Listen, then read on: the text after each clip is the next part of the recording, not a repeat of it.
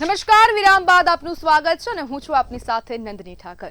હા, સ્થાનિક સ્વરાજ્યની ચૂંટણી જે યોજાઈ તેની મત ગણતરી થઈ રહી છે। ભાજપે અનેક જગ્યાએ પોતાનો ભગવો લહેરાવ્યો છે, સાથે સાથે હવે કોંગ્રેસ પણ ક્યાંક ને ક્યાંક પોતાનું કમબેક કરતી હોય તે પ્રમાણે ત્યાં પણ કોંગ્રેસની એકલ દોકલ સીટ આવી રહી છે અને સાથે સાથે આમ આદમી પાર્ટી પણ પોતાનો પગ પેસારો કરી રહી છે। જે જગ્યાએ કોઈએ વિચાર્યું નહોતું તે જગ્યાએ હવે આમ આદમી પાર્ટીના ઉમેદવારો ચૂંટાઈને આવી રહ્યા છે અને રાજ્યની જનતા હવે ક્યાંક ને ક્યાંક પરિવર્તનની તરફ દોરાતી હોય તેવું લાગી રહ્યું છે। કારણ કે જે પ્રમાણે સ્થાનિક સ્વરાજ્યની ચૂંટણીમાં જે હવે સ્થાનિક મુદ્દાઓ હોવા જોઈએ, રોડ, રસ્તા, ગટર, પાણીના મુદ્દા હોવા જોઈએ, તે મુદ્દા હવે ક્યાંક ને ક્યાંક રાજકીય પક્ષો ભટકી ગયા હતા અને તેના જ કારણે હવે રાજ્યની જનતા તેવું ઈચ્છતી હતી કે ક્યાંક ને ક્યાંક હવે પરિવર્તન જોઈએ છે। કારણ કે જો પરિવર્તન નહીં આવે તો પછી તેમને વિકાસ નહીં મળે। પરંતુ ક્યાંક ને ક્યાંક હવે રાજ્યની અમુક 90% જનતા હવે ક્યાંક ને ક્યાંક ભાજપ પર ફરી ભરોસો મૂકી રહી છે અને કહી રહી છે કે ભાજપ આવશે તો કામ થશે। પરંતુ હવે કોંગ્રેસના જે ઉમેદવાર છે, કોંગ્રેસનો જે વોટ બેંક છે, તે પણ હવે ક્યાંક ને ક્યાંક લાગી રહ્યું છે કે કોંગ્રેસ પર હવે વધુ મજબૂત રીતે પોતાનો વિશ્વાસ વ્યક્ત કરતી હોય આમ આદમી પાર્ટી પણ સાથે સાથે હવે વિરોધ પક્ષ તરીકે મજબૂત એક પકડ બનાવતી હોય તેવું લાગી રહ્યું છે અને ક્યાંક ને ક્યાંક કોંગ્રેસ પણ રાજ્યમાં ફેડ આઉટ થતી હોય, એઝ અ વિપક્ષ તે ફેડ આઉટ થતી હોય તેવું પણ લાગી રહ્યું છે। કેમ કે વિપક્ષની જે પ્રમાણે ભૂમિકા હોવી જોઈએ તે ભૂમિકા હવે કોંગ્રેસ નિભાવી નથી રહ્યું તેવા આક્ષેપો જનતા કરી રહી છે। સાથે સાથે હવે તેવા પણ પ્રશ્નો અહીંયા થઈ રહ્યા છે અને જે વિશ્લેષકો છે તે વિશ્લેષકો પણ હવે કહી રહ્યા છે કે ચાવડાનું નેતૃત્વ કોંગ્રેસને હવે તારશે કે પછી ડૂબાડશે તેવા પ્રકારના પ્રશ્નો હવે જે રાજકીય વિશ્લેષકો છે તે પણ કરી રહ્યા છે અને તેવા પણ પ્રકારના પ્રશ્નો સામે આવી રહ્યા છે કે હવે જગદીશ વિશ્વકર્માની આ વખતે પરીક્ષા છે। કારણ કે હવે પાટીલ દ્વારા જે પરફોર્મન્સ કરવામાં આવ્યું હતું, જે સીટો લાવવામાં આવી હતી, જેટલી બેઠકો લાવવામાં આવી હતી, તે હવે રિપીટ થશે કે કેમ તેવા અનેક પ્રશ્નો પણ હવે સ્થાનિક સ્વરાજ્યની ચૂંટણીમાં થઈ રહ્યા હતા। તે બાદ આજે હવે મત ગણતરીનું રિઝલ્ટ સામે આવશે અને હવે માત્ર મત ગણતરીમાં માત્ર 2 કલાકની જ વાર છે, 2 કલાકનો જ સમય બાકી છે અને તે બાદ હવે તબક્કાવાર મત ગણતરી પણ થઈ રહી છે। તો હવે આપણે ડિસ્કશન તરફ આગળ વધીશું, ચર્ચાને હવે આગળ વધારીશું। આપણી સાથે સંજુ મહેતા જોડાયેલા છે અને જયવંત પંડ્યા જોડાયેલા છે। જયવંતભાઈ અને આપણી સાથે કાનાભાઈ બાટવા પણ જોડાયેલા છે। જયવંતભાઈ, સંજીવભાઈએ વાત કરી કે વિકાસ થઈ રહ્યો છે, રાજ્યની મહિલાઓ ખુશ છે, ખૂબ વિકાસ થઈ રહ્યો છે અને વેગ આપવામાં આવી રહ્યો છે અને ભારતીય જનતા પાર્ટી પર જનતા વિશ્વાસ કરી રહી છે, શું કહેશો? એમની વાત તથ્યાત્મક રીતે, કારણ કે એક તો વિકાસ વિખરાયેલો છે। તમે જુઓ કે 1990 સુધી કોંગ્રેસનું શાસન રહ્યું, એનું કારણ શું હતું કે એકંદરે વિપક્ષ વિખરાયેલો હતો। 1975 અને 1990 વિપક્ષો એટલે કે જનતા દળ અને ભાજપ સાથે આવ્યા અને કોંગ્રેસની સત્તા ગઈ અને એ પછી સતત તમે જોશો તો વિપક્ષો વિખરેલા છે। પછી 2012ની ચૂંટણીમાં ભાજપમાંથી જ બનેલા મજબા હોય કે જીટીપી હોય, આવા પક્ષો પણ ભાજપને હરાવી શક્યા નથી। અને અત્યારે આપણે છેલ્લે 2022માં પણ જોયું કે વિપક્ષ વિખરાયેલા હતા, ઇન્ડી ગઠબંધનની વાતો થઈ, પરંતુ 2022 હોય કે 2023 હોય કે 2026 હોય, વિપક્ષો છે એક થઈ શકતા નથી। અત્યારે તમે જુઓ છો તો પશ્ચિમ બંગાળમાં રાહુલ ગાંધી પ્રચાર કરી છે તો ત્યાં કેજરીવાલ ઉપર આક્ષેપો કરે છે કે 30 માઇલમાં પાર્કિંગ કર્યું ઉડેનારમાંથી। હવે તમે પશ્ચિમ બંગાળમાં મમતા બેનર્જી સામે આક્ષેપ કરવાના બદલે તમે કેજરીવાલ ઉપર આક્ષેપ કરો, પશ્ચિમ બંગાળમાં ક્યાં કેજરીવાલ છે? એટલે આ પ્રકારનું જયારે રાજનીતિ થાય ત્યારે શાસક પક્ષને ફાયદો થતો હોય છે। તેલંગાણામાં તો વિપક્ષો નીકળેલા છે એટલે ત્યાં કોંગ્રેસ અથવા તો તૃતીય પક્ષને ફાયદો થાય છે। તમિલનાડુમાં વિપક્ષો નીકળેલા છે તો જમ્મુને ફાયદો થાય છે। એટલે એના કારણે એક તો પેલું એ છે। બીજું કે હવે ભાજપનો જે રાજનીતિ છે ચૂંટણી આધારિત ખુદ બની ગઈ છે। એટલે બીજા બધા મુદ્દા તો છે, પરંતુ ચૂંટણીમાં કયા બૂથમાં કયા પેજમાં, એટલે પેજ કાઉન્ટ કહે છે ને, પેજમાં પણ કેટલા મતો મળ્યા છે, કઈ વ્યક્તિએ મત આપ્યો છે, ખૂબ સૂક્ષ્મ પ્રશાંત કિશોરે શીખવાડી દીધું છે। અને એ પ્રશાંત કિશોર તો પછી પણ એ પહેલા નરેન્દ્ર મોદી અને અમિત શાહ ને બધા લોકો આ બધા કામોમાં જોડાયેલા હતા એટલે એમને એ અંદાજ છે, એમને એ લોકો ગુજરાતના ખૂણે ખૂણે ફરી વળેલા છે। અને બીજા જે કોઈ પ્રમુખ એ પછી હવે ચાહે જીતુભાઈ વાઘાણી હોય, ચાહે CR પાટીલ હોય કે પછી જગદીશ વિશ્વકર્માજી હોય, આ બધા એ જ ગઢ સુધી વ્યક્તિને મોટા કહે છે કે ભાઈ કયા બુથમાંથી કયા આપણને મત મળે છે, તો એના ઉપર ધ્યાન કેન્દ્રિત કરો. અને બીજું કે જ્યાં નબળા છે ત્યાં તે રીતે આપણે મજબૂત થઈ શકે. દાખલા કે આજે આપણે જોઈએ છીએ કે બનાસકાંઠાનો જે નવો જિલ્લો થયો એમાંથી વાવ થરાદ, એમાં ગેનીબેનના ગઢમાં ભાજપનો વિજય થયો. તો ત્યાં કયા પોકેટમાં આપણે નબળા છીએ તો એને મજબૂત કરવા માટેનો પ્રયત્ન કરો. એની સામે તમે જોશો કે હું દાખલા કે અમદાવાદના બે એરિયાની વાત કરું કે વેજલપુર અને બોપલ, તો એમાં કોંગ્રેસ કે આમ આદમી પક્ષોને પ્રચાર કરવા નથી આવતા અને જે દિવસે મતદાન હોય તે દિવસે ટેબલ નાખીને બેસતા નથી. તો એ લોકોએ બસ આપી દીધું છે. એવી રીતે રાષ્ટ્રીય પક્ષને પણ રાહુલ ગાંધીજી 2024 પછી નહીં આવ્યા, પરંતુ આ સ્થાનિક સ્વરાજની ચૂંટણીમાં કેજરીવાલ આવ્યા પણ રાહુલ ગાંધીજી ક્યાં આવ્યા? કોઈ રાષ્ટ્રીય નેતા આવ્યું નહીં.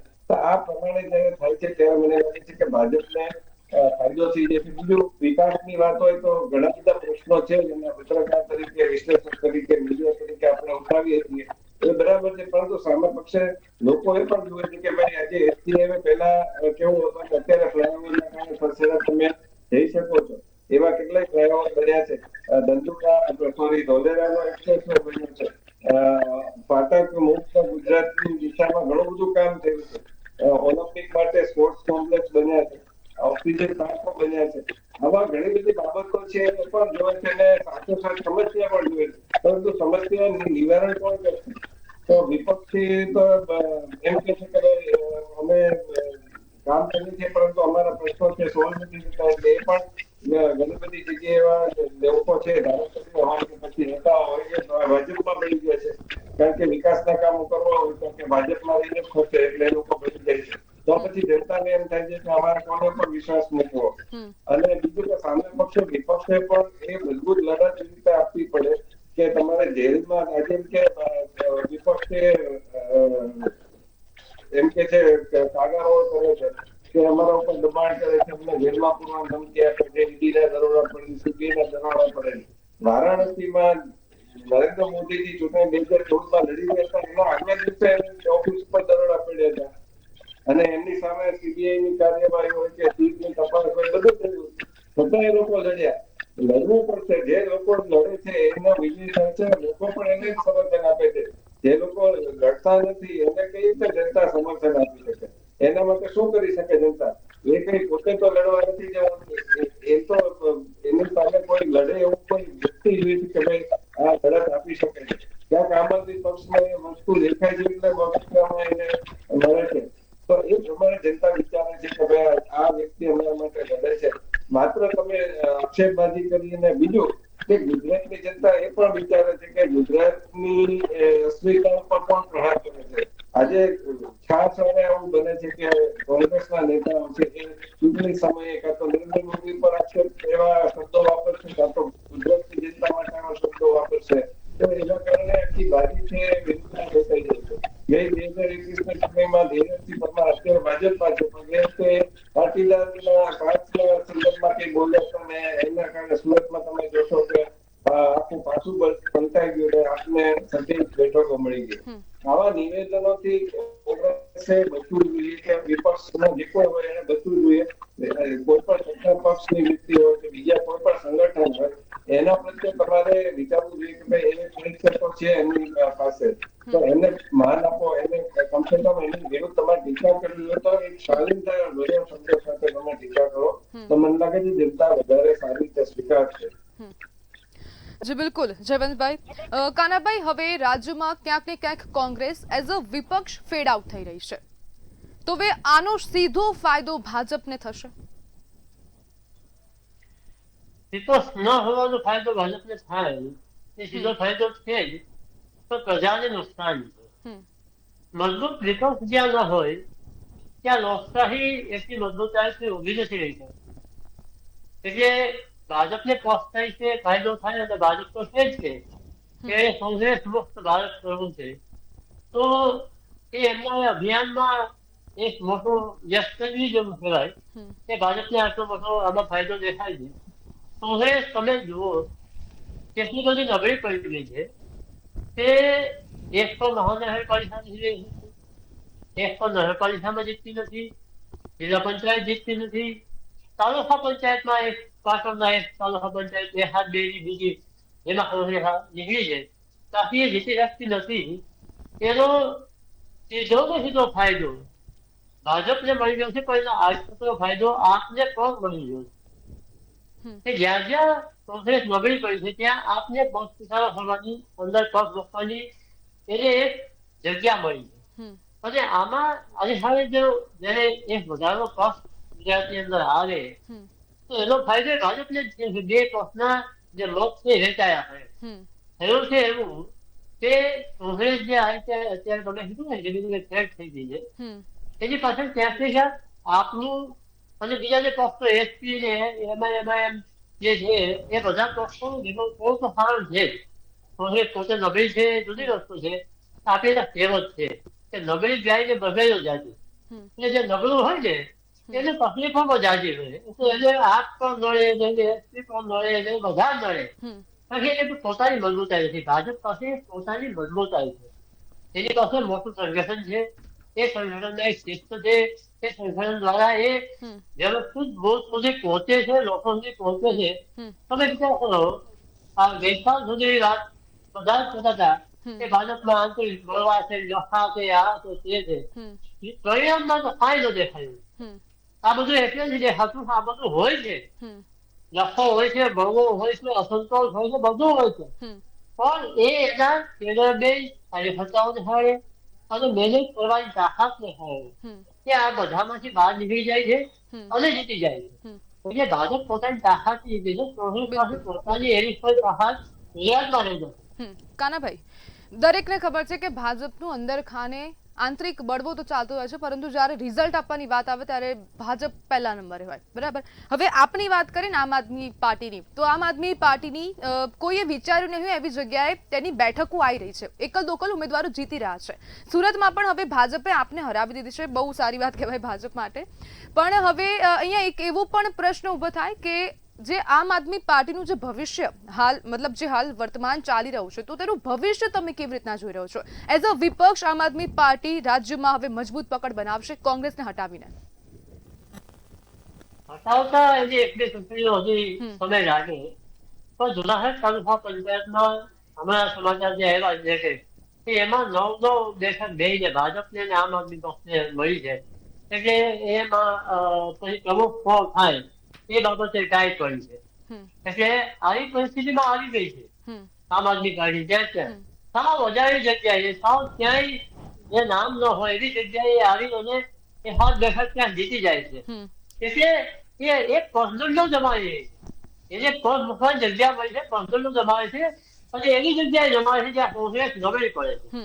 એટલે આવતા સમયમાં આપણે કદાચ એવું જોઈ શકીએ કે જેટલો કોંગ્રેસ છે એટલો જ મજબૂત વિપક્ષ આમ આદમી પાર્ટી થઈને ઉભો રહી શકે અથવા કોંગ્રેસનું સ્થાન પણ લે 2-4 ચૂંટણીઓ પછી.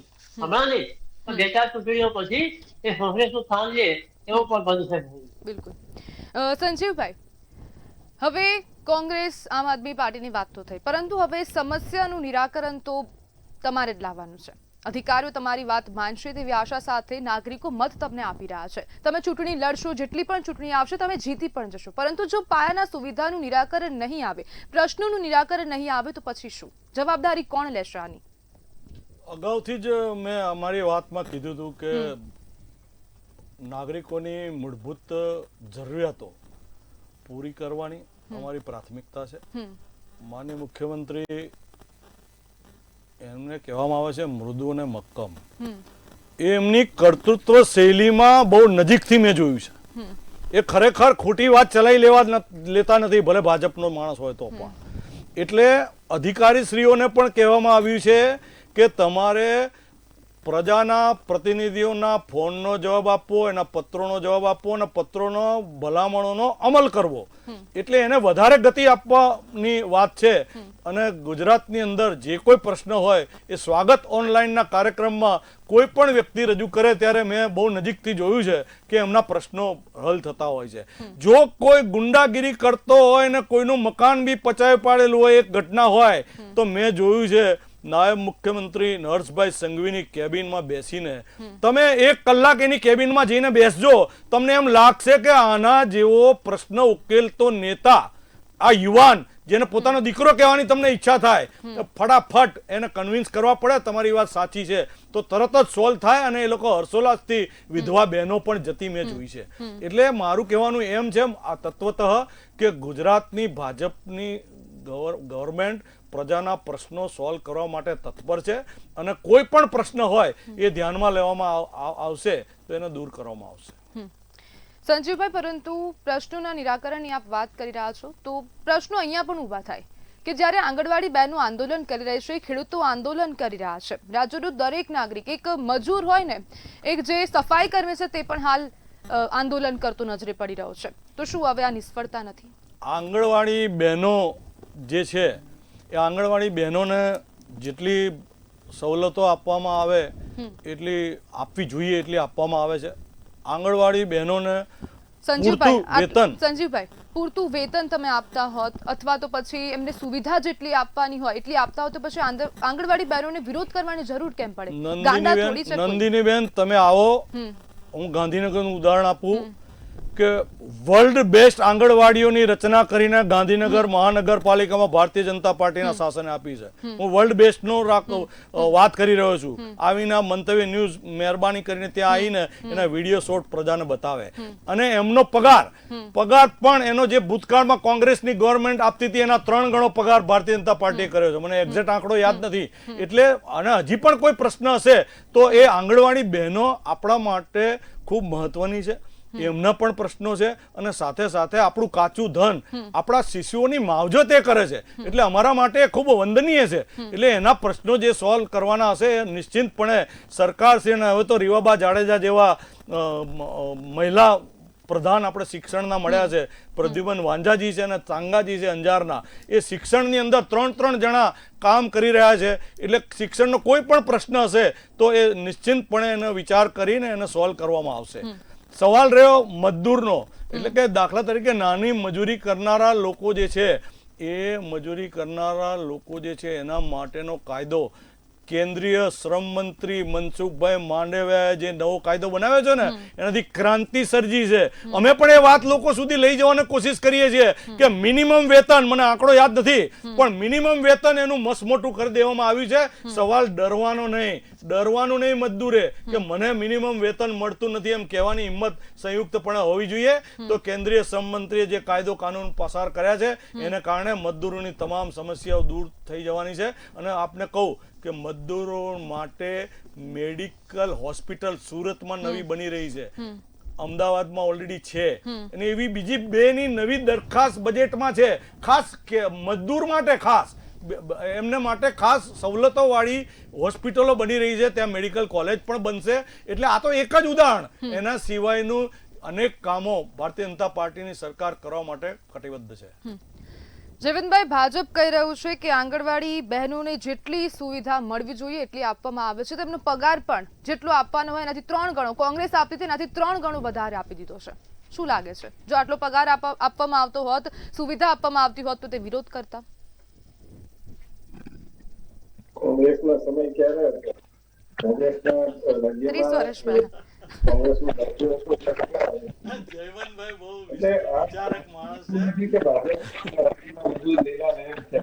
આજે વેરાવળ બાજુ શિક્ષકોને કંડક્ટર બનાવવાનો સ્વાભિમાન કરવા ચાલી રહ્યું છે. શિક્ષકોને કંડક્ટર ડ્રાઈવરની પણ ફરજ પાડવામાં આવે છે. શિક્ષકોને જે કોઈ કામગીરી સોંપવામાં આવે છે. શિક્ષકોને પગારનું પણ પ્રશ્ન છે. બીજા સહાયકો પર એ લોકો આંદોલન કરવા જાય છે ત્યારે લાઠીચાર્જ થાય છે. એટલે સાવ એવું ભાજપ કે ચૂંટણી જીતી ગયા એટલે બધું જ લીલા લે છે અને અમે સર્વસમાન જે આપી રહ્યા છે એ વાત ખોટી છે. અપરાધોના પણ કેટલા પ્રશ્નો છે. ધંધુકામાં હમણાં ધર્મેશ ગમારાની હત્યા થઈ. એટલે આ પ્રકારનો કટ્ટરવાદ પણ એટલો જ વધી ગયો છે અને સામા પક્ષે બીજા પ્રકારના અપરાધો પણ આજે સુરતમાં સમાચાર છે કે 50 લાખની લૂંટ થઈ છે. એટલે એ પ્રકારના અપરાધો વધતા હોય કે જે બધું થતું હોય, પરંતુ સાથોસાથ એ વાત પણ છે કે કેમ ભાજપ જીતે છે એ પણ આપણે જાણવું જરૂરી છે.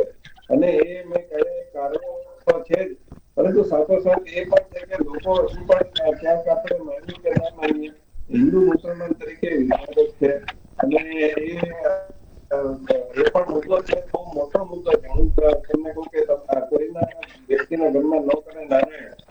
એક વ્યક્તિને તાવ આવ્યો હોય અને એક વ્યક્તિને કેન્સર જેવી ઉપાધિ હોય તો તાવ કરતા કેન્સરની ઉપાધિને નિવારવા માટે થઈને પ્રયત્નો વધારે થશે. તાવવાળી વ્યક્તિની તબિયતની એટલી બધી ચિંતા નહીં થાય. એમ આ બધી જે સમસ્યાઓ છે એ સમસ્યાઓ છે જ.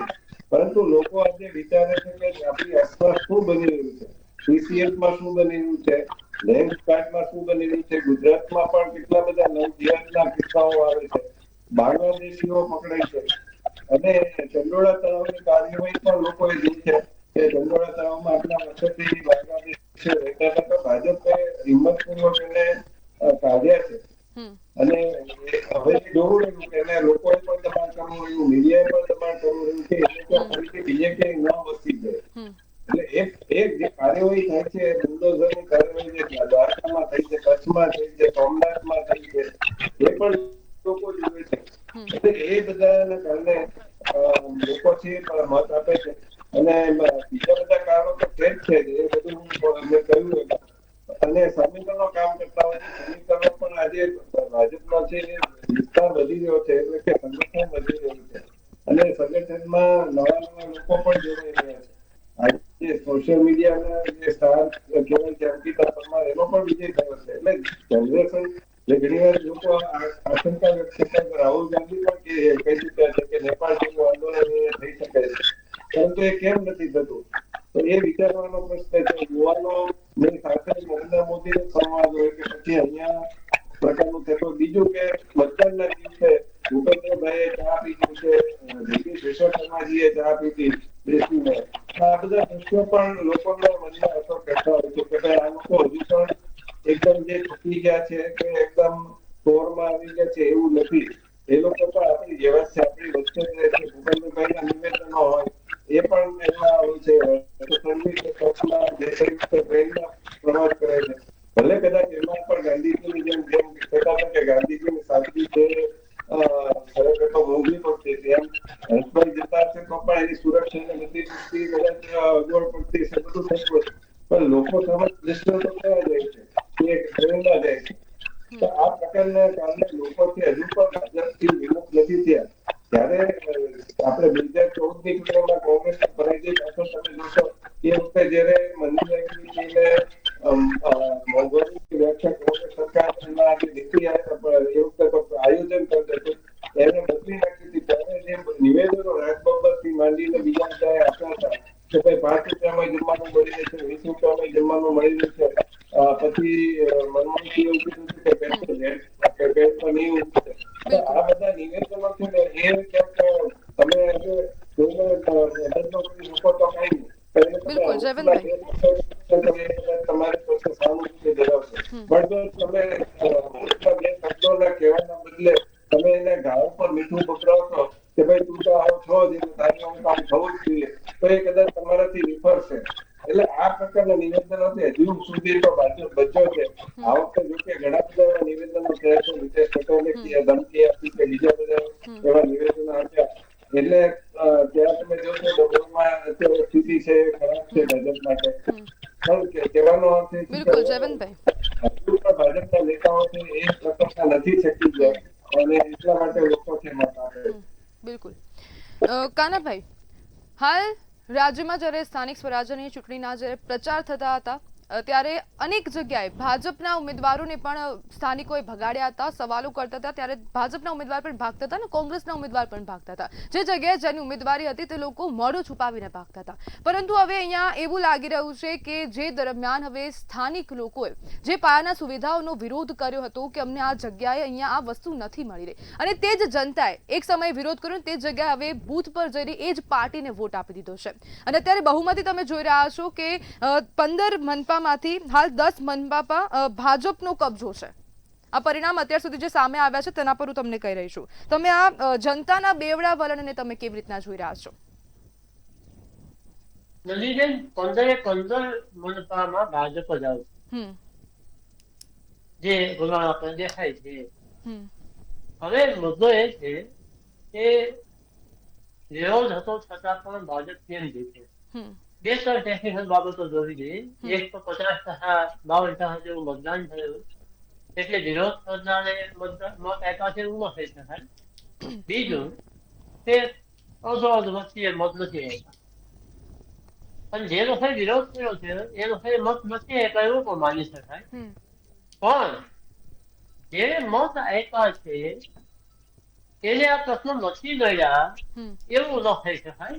એને બધા ઓછા મતદારોથી લડ્યા હોય અથવા એને પ્રશ્ન થતા પોતાને એક પક્ષને ચૂંટવો છે એવી એમની વિચારધારા પણ હોઈ શકે તેવું.